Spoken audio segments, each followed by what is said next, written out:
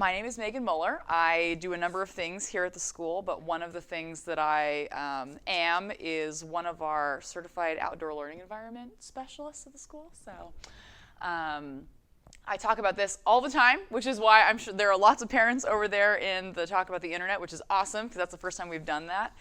This actually is going to be the first time I talk about what I'm going to talk about today, though. Usually when I talk about outdoor play at St. Constantine, what I do is mostly focus on this element, this quotation that I put on the board. I put it here just because I love it. I'm not really going to talk about this today. The desire for safety stands against every great and noble enterprise. Cornelius Tacitus, he was a Roman historian. I just realized I need to dot one of my I's. Normally, when I talk about play at St. Constantine, I end up talking a lot about risk assessment and the value of risk assessment and why we have things structured here the way we do, because we believe in allowing children to take risks. Today, I'm going to talk a little bit more about what that looks like on our campus. I'm going to focus particularly on the play environment, so exactly what structures we have in place here at the school. Sometimes what we do can come across to parents as sort of, I don't want to say neglectful, but sort of like it's sort of a laissez-faire, like we just sort of let kids do whatever they want.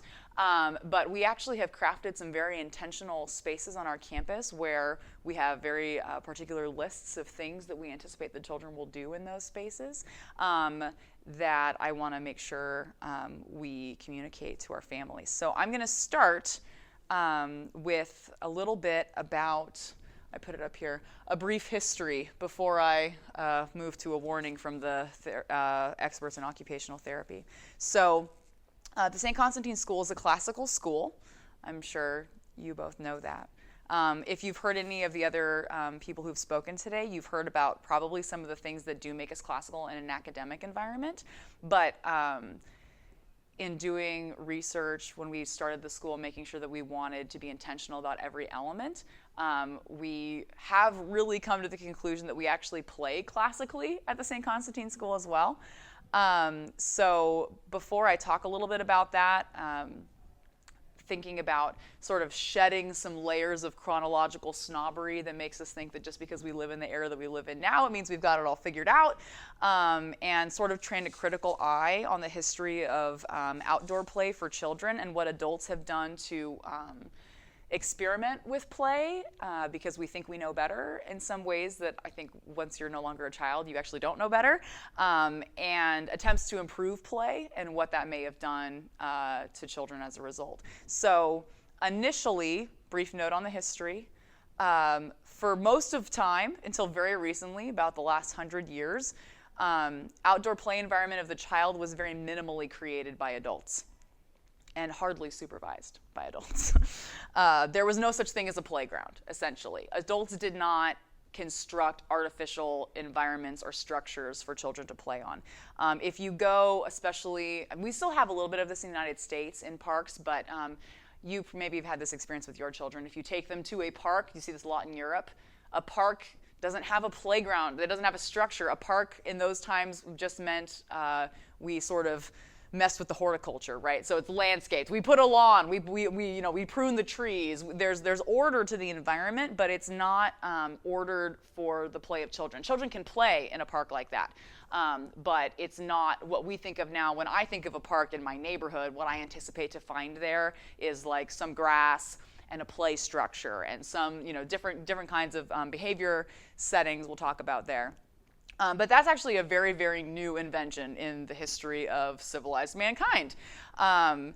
Adults, until very recently, did not feel the impulse to impose an adult framework onto childhood play, and children didn't ask for that interference. And children really don't ask for that interference. I always joke with parents when I'm giving this presentation that children didn't come to adults one day and say, nature is fine, but it would be really more fun if you would build something for us to play on. We're very tired of these rivers, and this sand and these bugs and this mud and this hole and this animal and this waterfall and this swamp. Those are, that's not something no child said that to an adult. An adult said, oh, of course, what I need to build for you is a play structure. Children did not ask adults to invent playground equipment. Adults thought children ought to have playground equipment, and so we made it for them. That happened in the 1910s. So it's 110 years ago when Europe and America were on the brink of World War I, okay?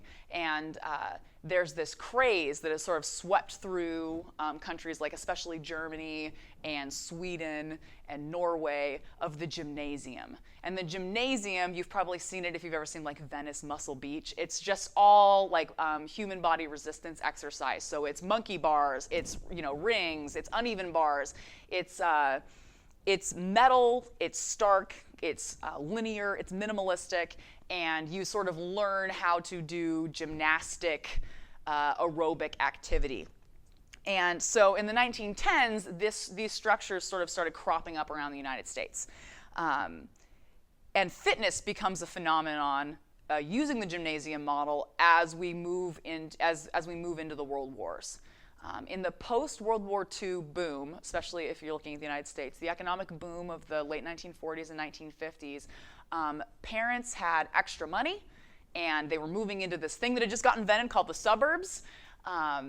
And children were spending more and more time in structured activities, and so families were looking for a quick, easy way to give their kids the aerobic benefits of the gymnasium model in a neighborhood environment. And so we started making playground equipment.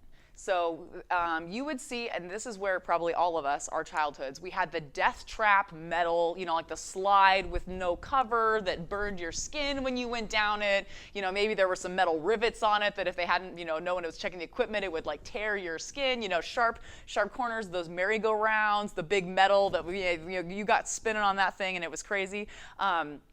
So we started experimenting with all these different kinds of playground equipment that people started inventing. That's the 50s, 60s, 70s, 80s, and right around the middle of the 1980s, the injury rates on that playground model that got invented in the post-World War II boom was just intolerable. So many people were being so seriously injured. But again, it's because there's no precedent saying this is a safe way to play. It's not a beneficial way to play. It was just a way to play. And yes, if you put that stuff there, kids are going to climb all over it. They're going to have a great time. They're going to find a way, because they always do, no matter what you give them.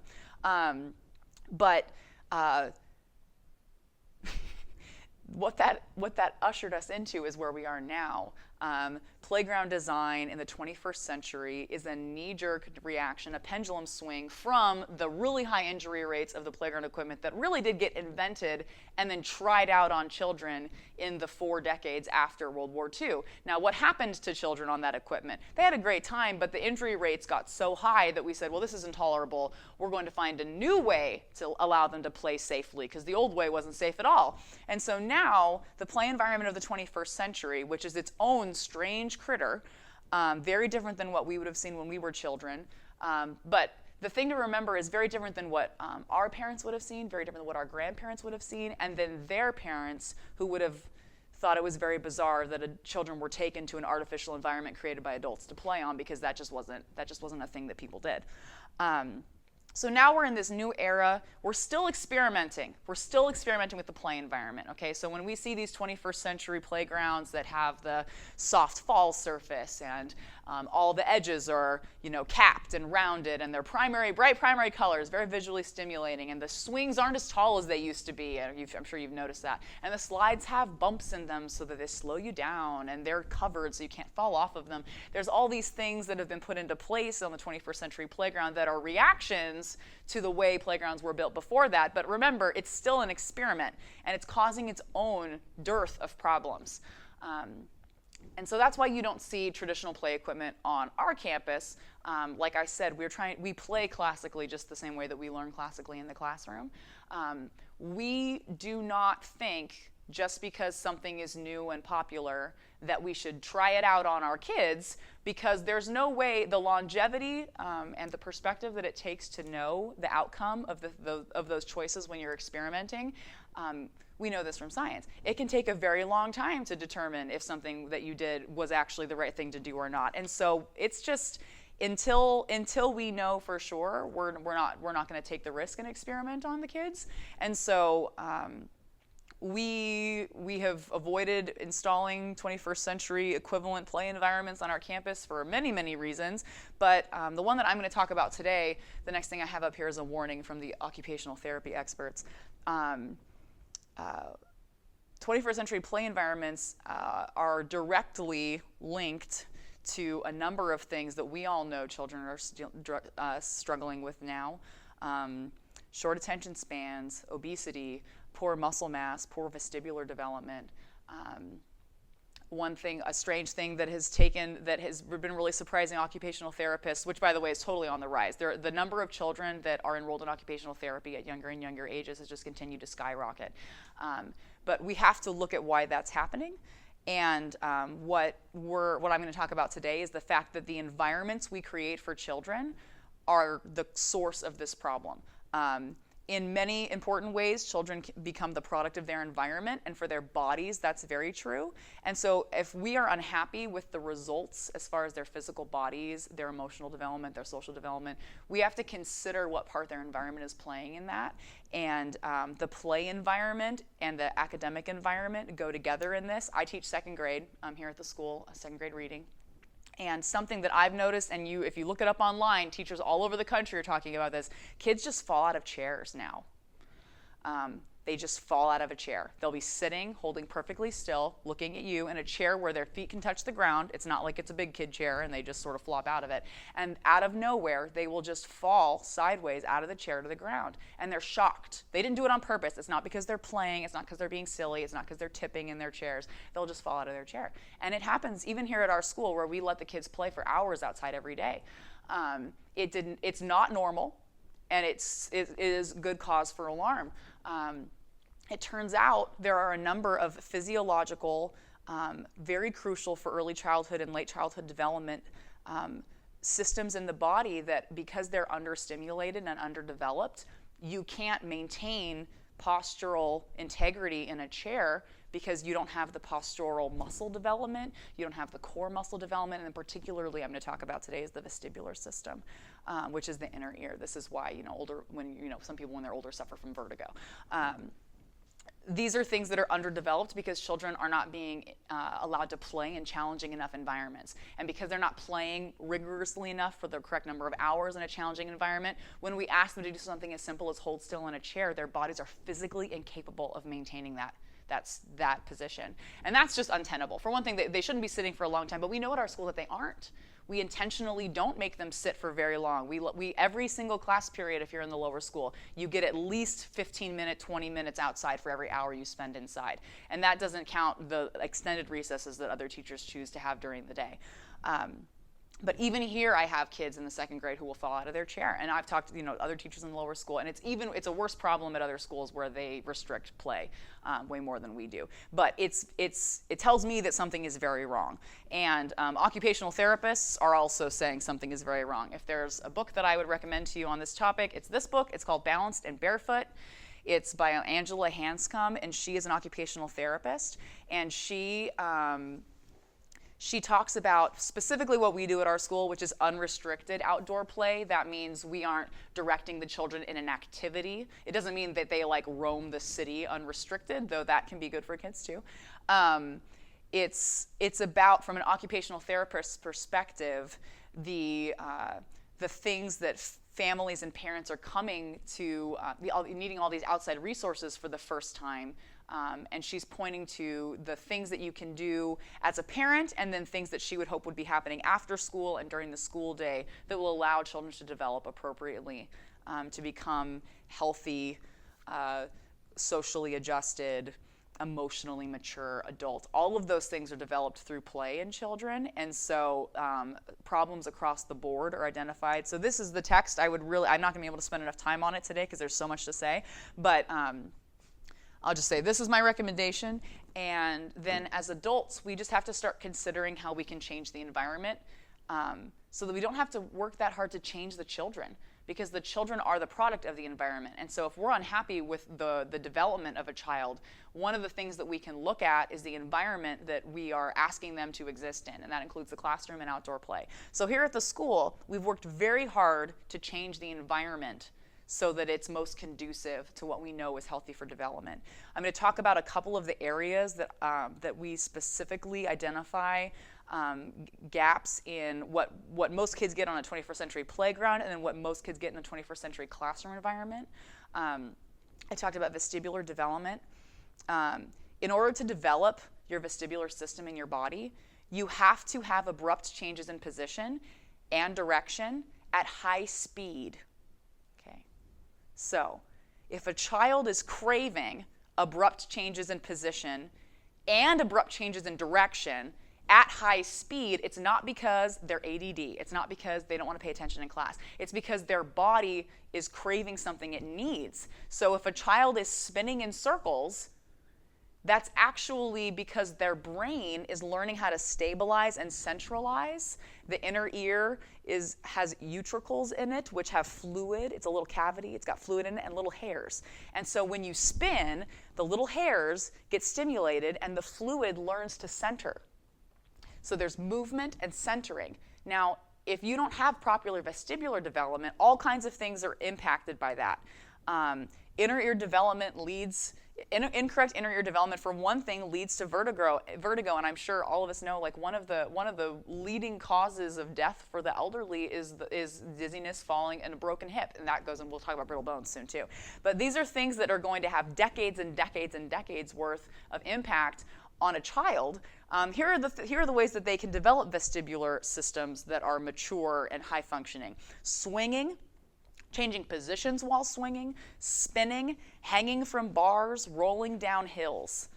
Those are the kinds of things that really develop the vestibular system.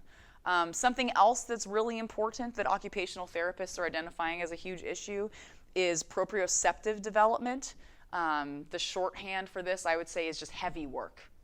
Things that require a lot of effort, whether that's pulling or pushing. So a lot of schools ban things that directly enhance vestibular development. They ban things like, there are schools that won't let kids spin in circles because, it's dangerous, you might fall and hurt yourself. They might not let kids, sit on top of an uneven bar and then fall back. We all did this probably. You sit on the top of an uneven bar and then you fall backwards and spin and somersault off of it. Things that are deemed unsafe, which actually are really crucial for development. So heavy work is the same thing. There are many schools that ban tag.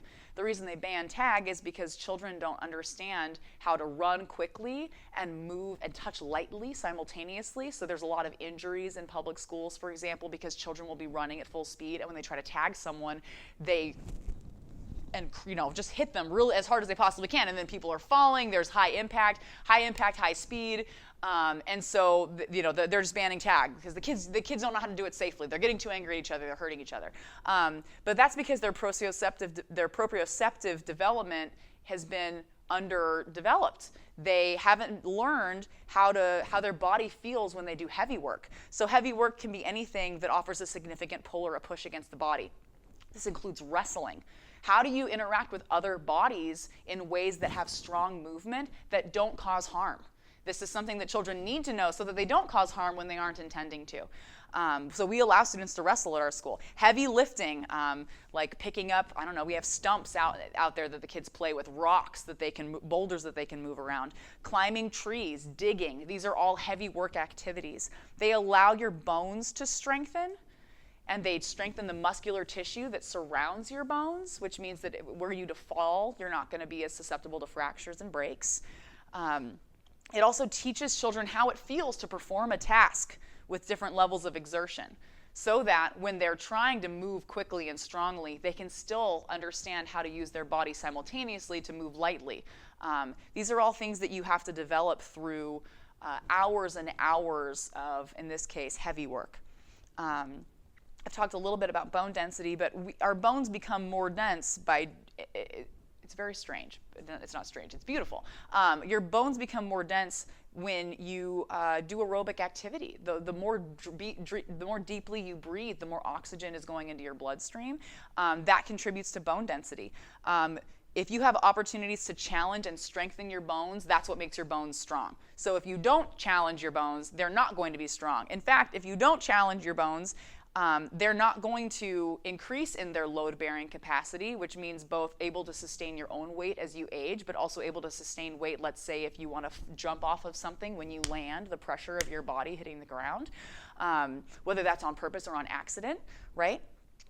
If your load-bearing capacity isn't increasing as your bone density increases, it's doing the opposite, which means that your body is reducing in its capability to bear loads. And the reduction of load-bearing capacity actually causes your bones to release calcium, and the calcium is reabsorbed back into your body, which leaves you with brittle and weak bones that are susceptible to fractures and breaks. I've talked a little bit about postural control and core strength. Obviously, when we think core strength, we're all like six packs. That's what core strength is. There are so many muscles involved in core strength that go around your torso area, but then up into your back and then down toward your glutes even. And sitting is the worst way to develop postural strength. When we think about posture, we usually think about how we look when we sit. But the way that the posture that you have when you sit is actually developed by the strengthening of your body in other activities. So it's twisting, it's bending, it's reaching. All of those things are actually the things that develop postural control. Sitting is the worst way to develop muscles. It's the best way to fatigue those muscles. So if a child has the stamina because they have strong postural muscles, they're going to be able to sit, but they don't develop them through sitting. So if we force them to sit a lot, or if we don't allow them to change position, we at the school, I think they're in here. These Wobble Chairs, these little teal guys right here, we have these in basically every lower school classroom, and the kids are able to sit on them and wiggle, because if they don't wiggle on purpose, they're going to fall out of it. It's fine if they fall off a wobble chair because they're wiggling, but if they don't wiggle on purpose, they're going to wiggle on accident, and it's going to be because of instability, and that leads to injury and a number of other issues. I didn't even talk about the social and emotional issues that occupational therapists are having to work with students on. Just as a blanket statement, I would say underdeveloped motor and sensory skills leave children underprepared for academics and overwhelmed by daily life and social situations. And we see all of that play out on the playground here at our school. When we get new students, sometimes they're thrilled and they just run off right away and start climbing a tree and joining whatever game they want to go into. But sometimes we have students who will stand next to an adult and say, "I'm bored, can I go inside?" The learning curve for the kind of freedom that we allow the students to have can be socially difficult and emotionally difficult for some students. And so it takes time for those students to sort of build the confidence and the courage to interact socially and clash and conflict with other students, which we expect because it's a part of human nature, and we'd rather have them learn to clash and conflict as children than only run into that as adults. So we allow that here. We facilitate it. We observe it very carefully. But our students work out a lot of their own issues on the playground, because we're also trying very hard to provide them with an environment where they can pretty safely, again, my opinion of safety qua safety for its own sake is pretty low. But of course, it's a very high priority when it comes to eliminating hazards, as far as things that no child should have to worry about, or things that no child should have to anticipate as they're working hard at running as fast as they can through the grass. For example, a hazard would be, well, here's a broken bottle. That's a hazard. Children shouldn't have to think, there's maybe a broken bottle in this glass. You may have to do that somewhere else, but certainly not at school. So we eliminate hazards, but it's because we want to increase the opportunities for real healthy risk. And there is social and emotional risk that children take at school every day. So these are some of the more important, especially physical things that I wanted to focus on before we started talking about the behavior settings that we have here on campus. But I do want to point out that organized sports and most playgrounds can't fix these issues that I've just described. So I'll give you, a lot of kids play soccer. Nothing against soccer, nothing against organized sports. I played basketball my entire life. I was a college athlete. I played basketball. I'm a big organized sports person. I love them. I think there are lots of things that they're important for, but they do not provide the physical development that a child needs. That only really comes from unstructured play, hours of unstructured play. For example, soccer, there's no proprioceptive movement for the upper body in soccer. in the course of a game of soccer, unless you're like really shoving the other players that are next to you. There's no heavy work done by the upper body in soccer. So if a child goes to soccer practice 3 times a week and then plays in soccer games on Saturdays, they may have great aerobic stamina. They may have good endurance, but they're not getting the heavy work that they need to develop their mind and their muscles in ways that just contribute to, everything. Their ability to function in a classroom, their ability to emotionally regulate themselves. Heavy work is great for that. Heavy work is great for emotional regulation. And so you can't look at a child who only plays soccer and say, well, they must be fine. They're probably getting everything they need physically. They're not. They're not at all. If organized sports and most playgrounds aren't going to fix these issues, plus you combine that with the fact that the average American child spends 4 to 7 minutes a day in unstructured play.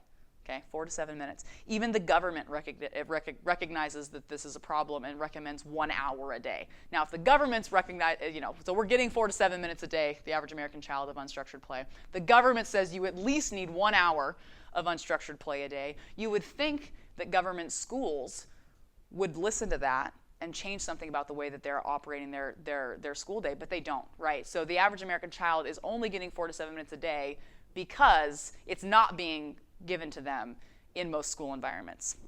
And it's not being given by parents at home, and that's for a number of reasons. I've talked about that in a number of other talks that we have online if you're interested in hearing more about that. But that's why, especially here at the school, we have thoughtfully created a play environment where children are going to receive ample opportunity to get what they need. Now, actually, so I'm doing this with my kids. My New Year's resolution this year was 1,000 hours outside in a year. There's a national, you can sign up and they have activities and things like that, but it's basically a commitment to 3 hours a day outside of unstructured time. I have 2 little ones, 1.5 years and 3, and it's very hard because I work here at the school. So we get home, it's 4:30, they go to bed at 6, It's very, very difficult. But that means like on the weekends, we spend so much of the day outside, but that's because I know it's very hard. It's hard to walk the talk. I know that that's really crucial for their development, but with the schedule that we have as a family, we live far away from our with the driving. Houston's a driving city, so with the amount of time we spend in the car, all of those factors are sort of working against us. Our neighborhood isn't a place where there are cars zooming down our street way too fast. It's not a place where I can just sort of let them out in the yard and trust that they're going to be pretty able to safely play. A lot of people live in places where the HOAs don't want you to climb the little tiny trees that they planted in the medians. There are lots of things that sort of work against families getting enough time outside for their children, and so we know that. And at the school, that means that we have to prioritize the learning environment for play, because we know that if our students don't receive these things, in many cases through no fault of our parents, at home, it's going to significantly impact not just how they perform in our classrooms here. It's going to significantly impact every area of their lives. I said earlier, I wanted to mention something else about playgrounds really quick. Back to my brief history of play. After World War II, things went 2 directions. So World War II ends, and London has been bombed, right? So here in America, we've got this economic boom, and we start making playgrounds. And we start experimenting because what should we have at a playground? I don't know. How about whatever? So they start experimenting on playgrounds. In England, something interesting happened. So, the city's been bombed. Finally, the war's over. It's safe. The children all come back from the country. Many children were sent by train out to live in the country away from the city while they were under siege.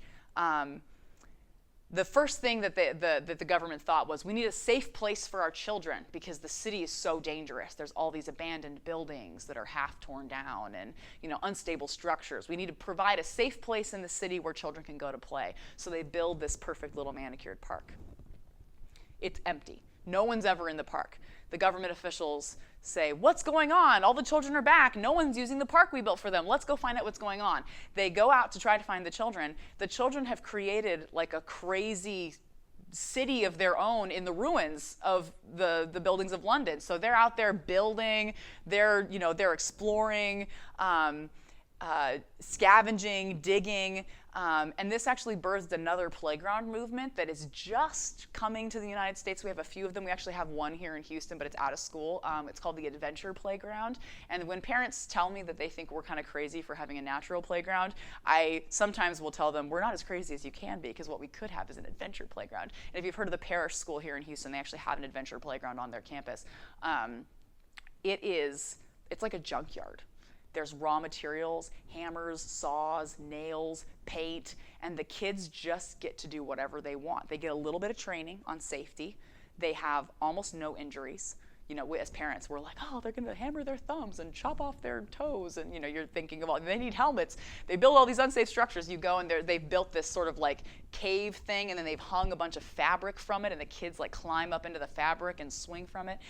It's basically a junkyard, and this is an adventure playground based on the model that was basically, children invented it. I mean, this is the way children have always played. If you give them raw materials, they're going to find something fun to do with it. And so the adventure playground movement is an exciting opportunity for adults to sort of recreate a raw materials environment and let children experiment with it and explore. I'll talk a little bit about how we do that on our campus in a way that it's not an adventure playground. The adventure playground is a very fun, exciting opportunity that kids really, really love. It develops a kind of a personal responsibility so quickly in students, especially that sort of play, I think, is really geared at children who are like between the ages of 6 and 11, and it does so much for your development. So I want to talk a little bit about what we do here at school. But first, I want to give you some sort of tools to understand the way we do things here. So I have up here behavior settings and affordance at St. Constantine, and this is like the lingo. So I have to give you a few definitions so that you can understand this next part. A behavior setting, this is very simple. It's just an ecological unit that's located in time and space where the physical environment and the behavior are indivisibly connected. So we have a number of behavior settings on our campus. They can be composed of people, they can be composed of objects, they have attributes, so it could have sand, it could have shade, it could have rocks, it could have a slide. So it's gonna be an environment with an identifiable boundary, and it has pieces, and then it's taken together as a whole as well. And it's independent of adjacent behavior settings. So if you've been on our natural playground, you've seen a few of these behavior settings. One of them is the tree fort. So the tree fort is independent from the behavior settings surrounding it.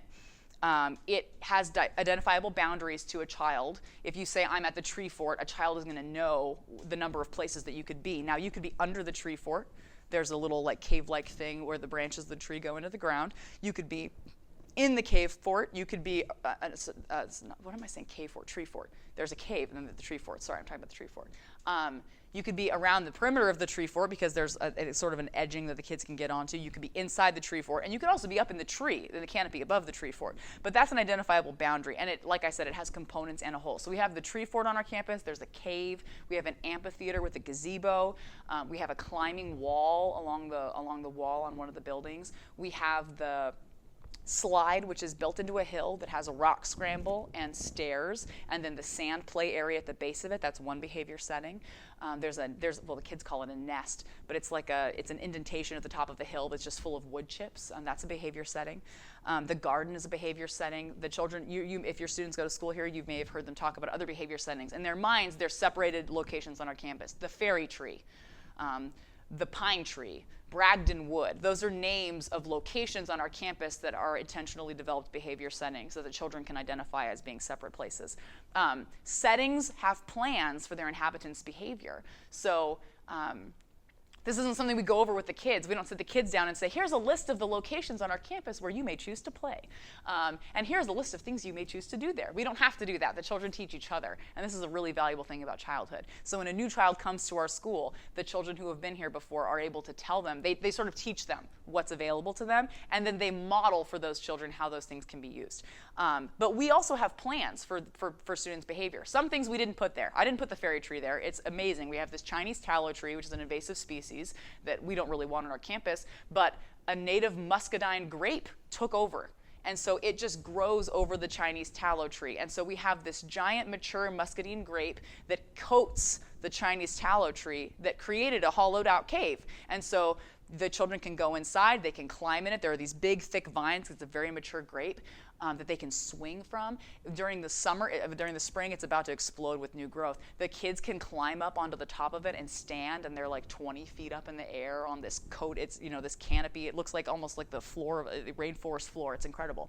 But we didn't put that there, right? We didn't plan for that. But we're able to take the natural behavior settings on our campus and sort of go through the same process with the ones that we installed on the natural playground.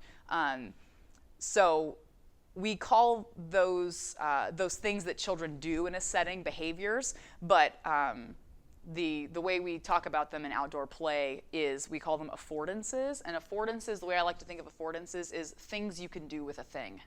So we give the children a behavior setting, and then the affordances of that behavior setting are the things that they could do with it. A lot of the time, it helps me to think of affordances. They all end in the suffix able. So a tree is climbable.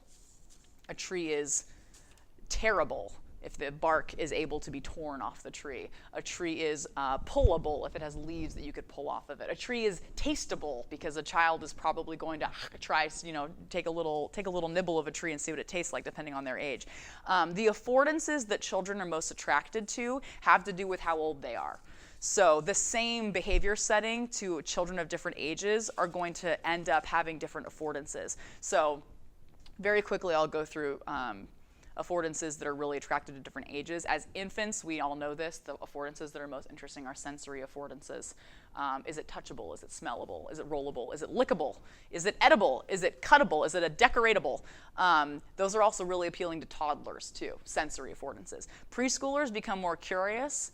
They're going to start doing things like, is it turnoverable? Here's a rock or a log. Let me look under that and see what's going on there. Discoverable, nameable, countable. They're going to want to know what kind of bird that is. They're going to tell you how many dragonflies they see in the pond. School-age children are going to get more into sort of physical skill affordances. Is it climbable? Is it explorable? And so on and so forth from there. Going into, as adults, we also have affordances that we're interested in. For adults, they get a little bit more mature, and some would say perhaps a little more boring, and that's why it makes it hard for us to plan for children's play. We are interested in things that are classifiable and recordable and replicable and analyzable. Those are affordances that we look for in behavior settings as adults.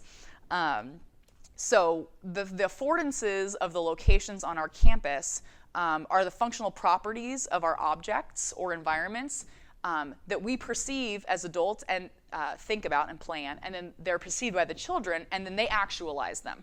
And that prompts them to act, to repeat things, and to develop skills over time. I've given a list of behavior settings at St. Constantine. When we look at when we make choices about what we install on campus, we think about the affordances that thing is going to allow. So we have a lot of climbables because we knew right away that one of the things that we really wanted to be able to allow students to explore was heavy work. So we have lots and lots of climbables on campus.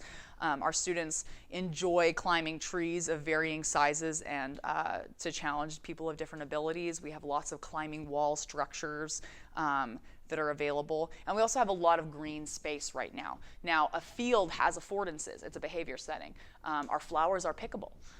The bugs are findable and nameable and countable.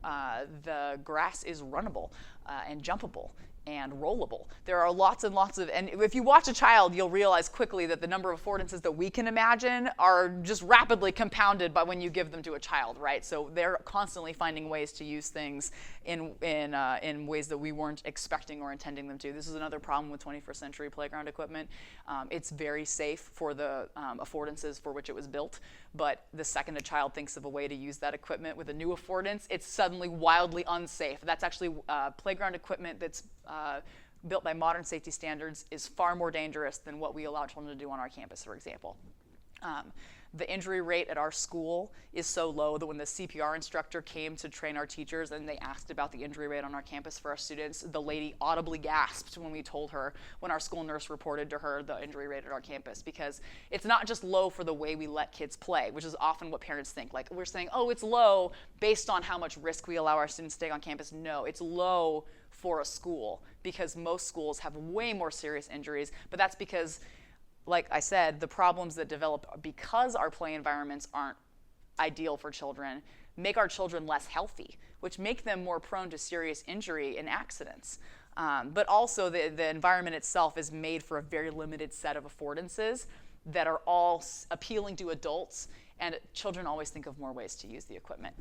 And those are the ways that end up turning out to be way less safe because adults weren't able to plan for them. We think about the attributes of the behavior settings on our campus. We think about the components, the parts that they're made up of, and the boundaries. As children continue to develop, their territorial range expands. So when our students are younger, in pre-K, kindergarten, when they're at recess with their teacher, they're encouraged to stay, within a certain area most likely. But the older and older students get, when they're at longer recesses where there are more teachers supervising, we really do a lot of the work of eliminating hazards and helping students assess risk by just having a strong adult presence. That doesn't interfere with play, doesn't direct play, doesn't engage in play. I constantly have kids coming up and asking me to play with them. And I want to play with them. I love kids. I work at a school. But I don't let myself play with them because the whole point is for them to be playing without worrying about what adults want them to be doing or hoping to please their teacher, playing in a game. I always tell our teachers who supervise recess, don't do anything a child could do. And I say it over and over, don't do anything a child could do.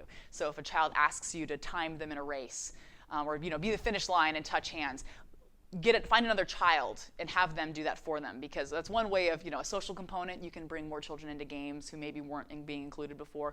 But also, the whole point of the unstructured play environment is to try to make ourselves be there in a supervisory capacity, so that children feel safe and secure knowing that there is an adult nearby who they can go to if they need help, but also is watching them ready to ask questions about what they're choosing to do. So if I'm watching a student climb a tree, I'm standing under the tree and I'm watching them, but I'm not saying, be careful up there. Do you know what you're doing? I am asking questions. I'll say, how wobbly is that branch? And then they'll test it. And they'll say, oh, it's not that wobbly. I'll say, great. Or I'll say, what's your next step for getting down? Because by asking questions that have concrete answers, I'm modeling for that child the thought processes that they need to go through as they perform their own risk assessment. So how do you get to, that branch is too weak for me to hold on to, it might snap? You have to ask yourself the question, how weak is that branch? And sometimes children have that in them naturally, and sometimes you have to help model those things for a child. And so that's what a supervisor at recess is doing. We are watching for, we're vigilant while we're out there. So we're watching to make sure that, that children are safe, but we also are making sure that we're kind of staying out of their way. And that's another way that their territorial range continues to expand. By the time you're in 2nd, 3rd, 4th grade, it's very possible for you to feel alone on our campus. Now, you're not alone. The teachers are all watching very carefully. But it's possible for a student to feel alone, and that's very important for child development. That's one of the top 6 things kids need, is to feel like they're on their own while they're playing. I have to say top 6 things that kids need. There's a list. I'm not talking about it in this talk, but I just said it, so I might as well. I think if they have it in this book, I can say it. One of them is like moving at high speeds, handling dangerous tools, being near dangerous elements like fire or water, rough play, and then lonely play, which can either be like pretending like you're alone, like running away and pretending to be lost, or actual lonely play where a student feels like, or a child feels like they are really alone in their environment. Those are all really core, crucial things for unstructured playtime. So there are a number of things in every behavior setting that we take into account.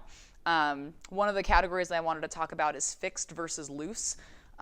So in a behavior setting, we've got fixed items and loose items. Fixed items are things that don't move.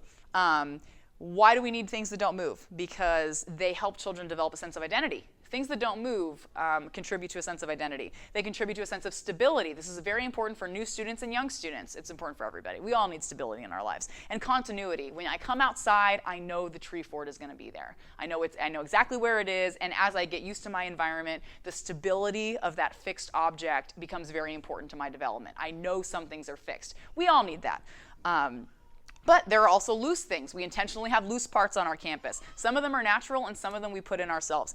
Loose parts attract interaction. They cause social relation. They become sort of a hot commodity. If you've ever heard anything from your child about like fighting over on campus about sticks or something like that, loose parts are things that kids can have. They feel like they own them. And so it causes social interaction. Hey, I wanted to use that. Hey, you took that from me. Hey, can you hold this for a second? I'm going to go over here. There are lots of social relations that come up because of loose parts on a behavior setting. And they also motivate learning. There's a curiosity that comes with a loose part because you have to figure out how it works. And sometimes I'll talk about this in a minute, because in some cases the objects are always changing. And another category that we've thought about for our behavior settings on campus is the manufactured versus the natural. We try very hard to keep the manufactured and the natural as close together as possible, but there are some things about natural objects that you don't want to replicate on something that's truly manufactured. So the tree fort is a manufactured structure. We made it, we put it there on purpose. It has particular affordances that we chose. It's made out of wood. It has some plastic, but we try to keep it to natural elements. That's part of the tenets of a natural playground. If you have questions about that, I'm happy to answer them. There's also a lot of other talks that I've given that you can listen to that talk about the natural playground. And they use very particular materials, like I said. So that's a manufactured thing. Natural things on our campus are constantly subject to change. So the tree fort is a fixed object that is manufactured, but the tree that it's built around, though fixed, is natural, which means that right now it has no leaves on it, but in a few weeks, it's going to be covered. It's going to be explode in green leaves. And every fall, the kids look forward to the days when the tree starts to drop, because then it creates a canopy of gorgeous, gold and red leaves that they all play in. So the natural is subject to constant change. Wood is it decays. So the logs that form the sort of barrier around our garden, they have bugs living in them, and kids can start to crack them open and see what's going on in there, which causes way more surprise. If you think about what a 21st century playground with like the spongy and the metal and the plastic and the poly blend materials, the amount of surprise from anything natural in that kind of environment is very minimal, and that's not stimulating the brain. It's not stimulating creativity. There are lots of reasons that's not actually helpful for an unstructured play environment. And then again, like I said, seasonal variation that comes with the natural materials. So those are all things that we consider. Now, we're not done. We're not done at all. If some of the things immediately that I would say that you expect to see coming down the pipeline, we don't have anything right now. We have some affordances for swinging, but there are natural affordances for swinging, which is awesome. Natural affordances for swinging are very rare now. That means something that adults didn't put for a kid to swing on. There's another muscadine grape that lives in Bragdon Wood, and it's climbing up a very tall tree, and the vines are very strong. And the kids have pulled down several of those vines that have created a loop, and if they help each other, they can get up into the loop, and they've actually created their own swings. And they'll do it like Tarzan style too, where they hold on themselves and swing. That's natural affordances for swinging, which is incredible. It's very hard to find now. But we're going to add some manufactured affordances for swinging, I hope, very soon. I have a petition on my desk right now that some of the kids put together for a zip line. They want a zip line so badly, which is great because that's a heavy work. And it's also vestibular development, so I really want to see that. We also don't have any bars. Sorry, I know I'm finishing. We don't have any bars yet, so that's another heavy work thing that I'm really looking forward to adding, and that's another swinging component. But we have a lot of climbables, but things like monkey bars and things like that, I'm hoping that we'll be able to incorporate soon. Anyway, I talked way longer than I was expecting to talk about all of this. I could keep going and going and going. The thing that I wanted you to come away with today was an understanding of the intentionality of the play environment at our school. So when kids come home, head to toe in mud, or their boots are full of sand, Yeah, exactly. And I know, sometimes I'm out there and I'm watching it and I think, if I didn't know what I know, if I was watching this, I would think these people just let these crazy kids do whatever they want. This can't possibly be good for them. It actually is super on purpose. It's very intentional. We've thought very carefully about it. And like many of the other things we do at our school, we're doing it on purpose, the way most people aren't doing it anymore because we think it's best.